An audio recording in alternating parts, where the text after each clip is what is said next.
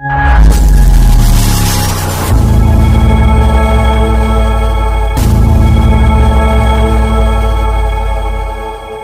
महानगर पालिका में शामिल गांवों के विरोध में ग्रामीणों ने अनंत पटेल की अगुवाई में की जनसभा।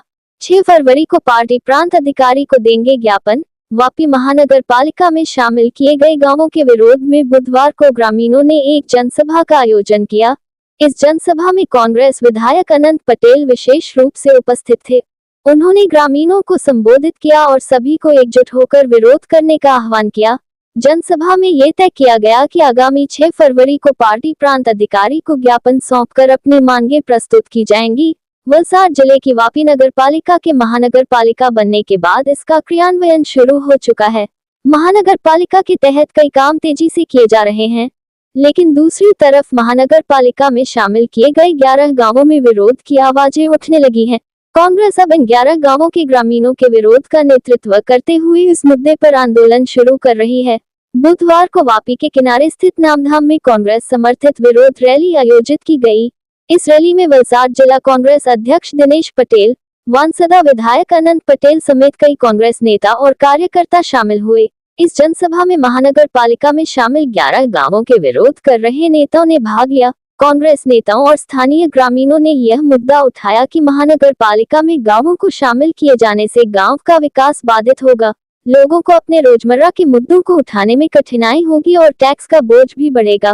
कांग्रेस नेताओं ने स्थानीय विरोध को स्वर देने के लिए आंदोलन का नेतृत्व किया है।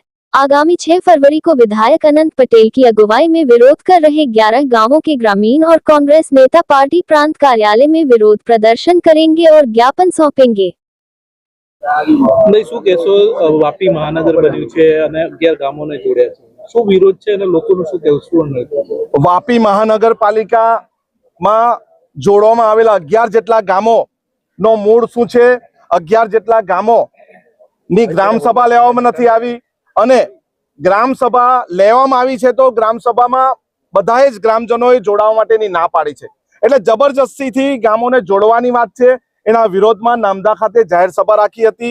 અમને પણ આમંત્રણ આપવામાં આવ્યું હતું અને અહીં ગામના લોકોનો મૂળ અમે જાણ્યો છે કે બધા જ એના વિરોધમાં છે। ત્યારે આવનારી 6 તારીખે અમે પ્રાંત અધિકારીને આવેદનપત્ર આપીશું અને આવનારા દિવસમાં ધરણા પ્રદર્શન કરીશું, ગામોનો બંધ પડાવીશું અને અમારું આંદોલન ઉગ્ર કરીશું। પરંતુ અહીંના ગામના લોકોને જબરજસ્તી જોડે છે એનો અમને વિરોધ છે। શું સમસ્યા થઈ શકે?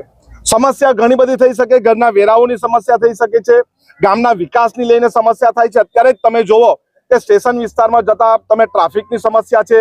અહીંના લોકો લગભગ 12 કિલોમીટર દૂર વિસ્તાર છે, એમણે કંઈ પણ કામ કરવા માટે અહીંની મહાનગરપાલિકામાં આવવું પડશે અને એની સામે જે લાભ મળવા જોઈએ તે લાભ પૂરા મળશે નહીં। ત્યારે અહીંના જ નોટિફાઈડ એરિયાને પણ મહાનગરપાલિકામાં સમાવવું જોઈએ, પરંતુ નોટિફાઈડ એરિયાને સમાવવામાં આવ્યો નથી। પોતાના લાભ માટે નોટિફાઈડ એરિયાને જોડવા વગર અહીંના ગામોને જોડ્યા છે, જે બાબતે અમારો ઉગ્ર વિરોધ છે।